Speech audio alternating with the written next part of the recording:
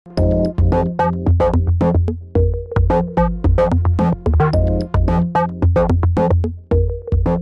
sæl og velkomin. Ég heiti Pétur Ólafur og ég fyndnasti maður Íslands. Fyndnasti maður Íslands ekki fyrir klukkan 4, þannig ég að velta fyrir mér af hverju svona mikið af fólki hérna. Annars sem ég að velta fyrir mér þessi myndavél. Hafi fólk verið nervust fyrir að koma eitthvað upp og tala, þá það svona helmingi verra þegar það sé myndavélina. Já, gott. Fyrir mér skipta engu máli, bara málið það þegar ég í mynd, það virðist ég vera svo feitur. En ég ætla aðeins að fá að ræða við ykkur vefskýrslur, ég ætla að ræða aðeins við ykkur það þjónustu sem þegar veitt í fjársýslunni og þið hafið aðgang að.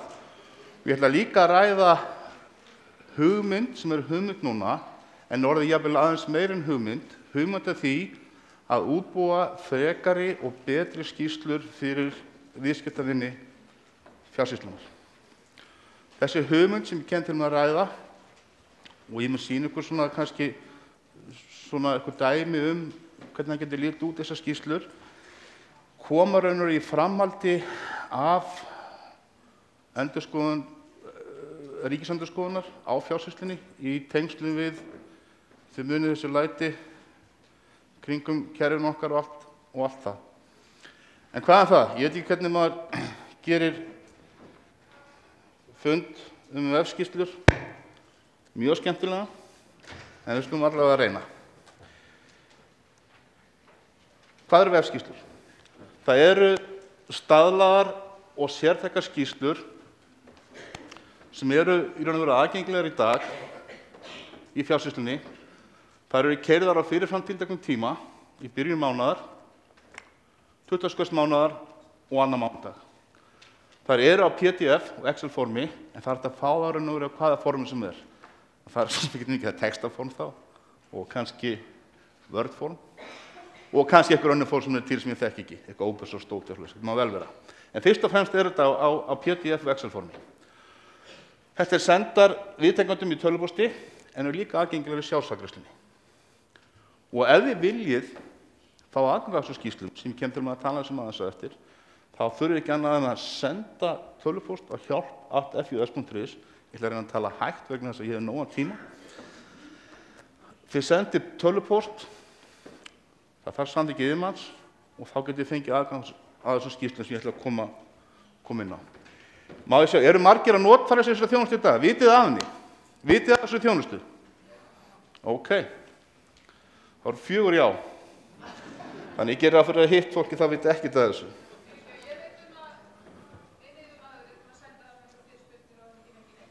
Hvernig stendur á þessu? Hér fólk innan fjársýslan sem ber ábyrgð á þessu, ég ætla að biðja ykkur að standa hér upp og svara fyrir þetta. Ég bara starfsmannastjóri. En þær skýrslur sem eru aðgengilegar í dag eru þessar skýrslur hér. Það fjárhagseftirlitið, það hreyfingarlisti fjárhags, hreyfingar fjárheimilda, launalisti, rafrænir reikningar, og ég ætla ekki að lesa meira þau kunnu öll að lesa. Það sem ég aftur á móti merkt rautt eru þær skýrslur sem mest eru notaðar í dag. Og ég á að eiga hérna, skoðum, að ég kem bara betur á því eftir. Þið sjáu þetta þegar ég fer að fara inn í kannski þessar hugmyndir sem við erum að ræða vegna þess að þetta svipað á skýrslum nokkuð leyti. Nú, það sem ég var að tala áðan svo auknu þjónustu. Það eru núna hugmyndir uppi að reyna að nýta betur tíma stjórnenda, forstöðumanna, sem alltaf fást upp allt annað heldur en að stjórna. Þeir eru að djöflast í Oracle að reyna að grafa svona einhverja diskoskýrslur og skilja ekkert í þessu, kalla síðan á okkur hinn og biðja okkur að hjálpa sér. Þið þekkið þetta, ekki? Og það sem við erum að fara að gera er að útbúa ákveðinn skýrslupakka og senda þessum aðilum 20. hvers mánaðar. Hann kemur til með að innihalda fjárhags og líka mannauðsupplýsingar úr kerfunum sem FJS mælir með að séu skoðað nánarlega, og það eru settar fram aðgengilegan á skiljanlegan hátt og hentir undir öllu stofnunum, en málið er það að markmiðið, þó við segjum að FJS mælir með því að skoða mánarlega, þá er markmiðið að þróa þessa þjónustu með notendum og það þróa skýrslurnar og skýrsluformin þeim sem eru að nota. Það er svona langtíma hugsunin. Ég get ekki sagt hvenær en bráðum. Á tímabili fjársýslunnar þýðir það bráðum. Nú ávinningurinn stjórnenda og líka okkar, við ekki glemum þetta, náttúrulega ávinningur, þetta er náttúrulega bara eins og svona domino-effekt, þetta hefur náttúrulega áhrif við það, að það er tímasparnaður á virðisauki, klálega, og síðan hafa þá aðgengi að samræmdum aðgengilegum réttum upplýsingum. Og málið er það ef stjórnendur eru farnir að láta fólki sem er að vinna í bókhaldi eða launin í friði, er ekki alltaf að kalla á það til þess að leita einhverjum skýrslum og ná í hitt og hinnar og þessar upplýsingar, þá höfum við þá vantar líka meiri tíma til að sinna því sem meira skiptir máli. Ekki rétt? Nú dæmi, hér er dæmi skýrslu fjárlagafang. Við sjáum hér fjárheimild frá fyrra ári, fjárheimild ársins, samtalstöluna og síðan rauntölu miðað við viðkomandi tímabil. Síðan er þetta við árið, síðan er þetta niðurbrotið niður á tímabil. Þetta er ein tegund af skýrslu sem við getum hugsað okkur. Síðan er þessi vísitareikningur við ríkissjóð, þetta er kannski skýrsla sem sæjum ekki öll, þetta er náttúrulega bara staða þá viðkomandi stofnana við ríkissjóð á ákveðnum tíma. Síðan er rekstraryfirlitið, þetta er, sjáu þetta, já, þið sjáu þetta bara vel eða ekki. Þetta er alveg skemmtileg skýrsla.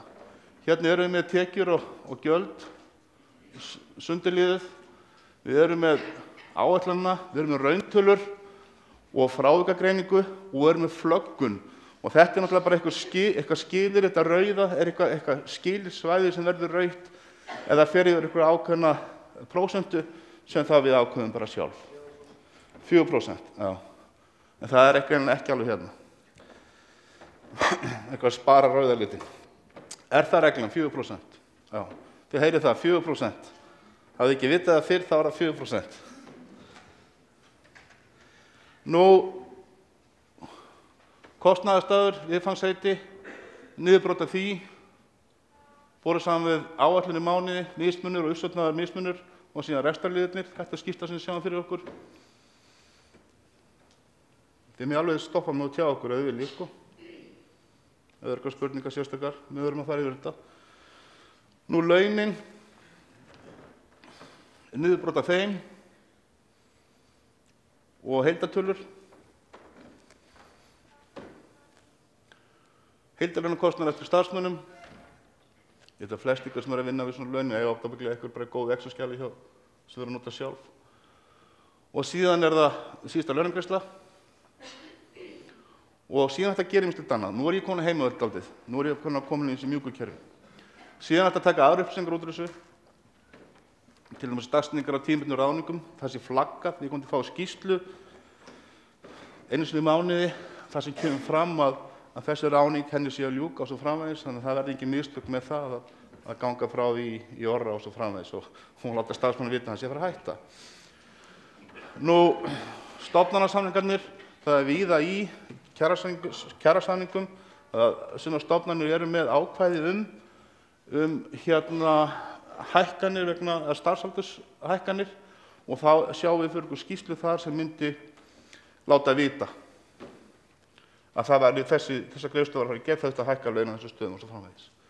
Síðan alltaf fullt af öðrum upplýsingum sem getur dregið fram úr þessu, til dæmis eins og upplýsingar varðandi starfsaldur, lífaldur, hvað er að greiða lífeyrissjóð og svo framvegis. Og þetta er þetta að tengja saman. Þegar ég tala um þessa þróun, við þurfum að þróa skýrsluna saman, þá er þetta sem við þurfum að reyna að búa til saman. Hvað viljum við sjá saman í skýrslunum? Hvað er virði í skýrslunum fyrir okkur? Nú, já, fyrir ekki, ég ætla ekki að fara svo langt. Staðan af vinnustundin er þannig að það eru 100 stofnanir sem eru rúmlega 100 stofnanir, Geir, þú leiðir eftir mig, Guðrún, sem eru að nota hana. Það eru margir að nota hana að vitlaust og það er það sem fjársýslan ætlar að leggja áherslu á núna á næstunni, að hjálpa stofnunum að laga það, að kenna hvernig það vinna í þessu og líka að fara af stað með átak núna í að taka fleiri stofnanir inn í vinnustund. Og við höfum verið svona dálítið reaktív eins og stöndum með það, við höfum beðið eftir því að stofnanir koma til okkar og biðja aðgang, en við ætlum að núna fara hans kannski út á völlinn, það framleiða stundir og og sækja einhver stofnanir inn í þessa þjónustu. Málið með vinnustundina hins vegar það að allir sem nota vinnustundina vita það að aðgengi að skýrslum mjög einfalt. Þannig að við horfum kannski, við horfum á það þarna eru upplýsingar sem ætti að fara inn í stjórnundarskýrslur, en hins vegar aðgengi það gott að það ekki kannski, það ekki það kerfi sem við leggjum mest áherslu á. Nú síðan svo fræðslukerfið, þar höfum við tækifæri þess að sækja upplýsingar, starfsmannaupplýsingar, og í þessu áherslu á mannauð hjá ríkinu, það sem þroskast í mannauðar milli 1 og 1,5 þá væntanlega, með stigin 7-6, það þurfum við greinilega að fara að gera eitthvað í þeim málum, að þá getum við fara að sækja okkur upplýsingar, til dæmis fjöldi starfsmanna sem sækja námskeið, fjöldi kennslustunda, við getum jafnvel brotið niður kostnað, þar sem dregið sem að kostnað sem viðkomandi stofnun er að eyða í per mann eða bara í heildina og svo framvegis. Vandamáli hins vegar með það fjármagn sem við leggjum í fræðslustarfsemi, við vitum náttúrulega að helmingurinn er að skila sér margfalt tilbaka, við bara vitum ekki hver helmingurinn það er. Það sé markaðsvæðingarnir, ég held að það eigi líka fræðslumálið. En það ekki svo sem meira sinni varðandi þetta. Við erum fullt af fólki á fjársýslunni, eða viljið spurja meira kannski út í skýrslurnar og ég ætla kannski að fara fyrstu glæruna sérstaklega, eða hafa ykkur spurningar. Að þetta, fyrirgeðu? Já. Guðrún, ég með bara gott fólk hérna. Guðrún eða Geir, hvað sá ég ykkur? Já, spurningin var þessi, hvernig er staðan með vinnustundina gagnvart framhaldsskólanum? Guðrún? Stattu? En hver er stefna með það? Eru þið í biðröð? Eru þið búin að biðja það? Nei. Hins vegar vorum við að auka við stöðugildi í vinnustundinni og nú að vera að leggja mikla áherslu. Síðustu viku var aukið við stöðugildi í vinnustundinni og nú að bara keyra á þetta. Fleiri spurningar? Já, ég ætla að segja eitt þá.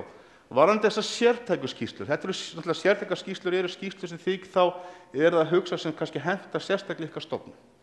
Þið getið beðið slíkar skýrslur. Það fer það gegnum ákveðið ferli í okkur og síðan fá þið svar. Annarkvæmt fá þið skýrsluna eða þið fá það ekki eða þannig upplýsingar. En það hægt að biðja líka þessar sértækuskýrslur, ekki bara skýrsluna sem sendi ykkur á það. Og ég hveti ykkur til að hafa samt í fjársýsluna. Bara hringja. Sáðu þið fyrirlesturinn í morgun, þar sem gestu það með vídeóið. Sáðu það, vídeóið svo með. Já. Nýja þjónustunúmerið hjá fjársýslunni 112, það hringir bara neðarlínuna. Ég sýndist að það var alveg sama hvað, það bara neðarlínan 112. En hvað er tíminn? Ekki góðan tíma? Er ég á gulu? Ég svo sem ekki mikið meira að segja, þannig að það er ekki náttúrulega spurningar, þá er bara fyndast maður Íslands og eftir, held ég, klukkan 16. Ekkert. Óbóðslega er ég heppinn. Þá þakka ég bara kærlega fyrir mig.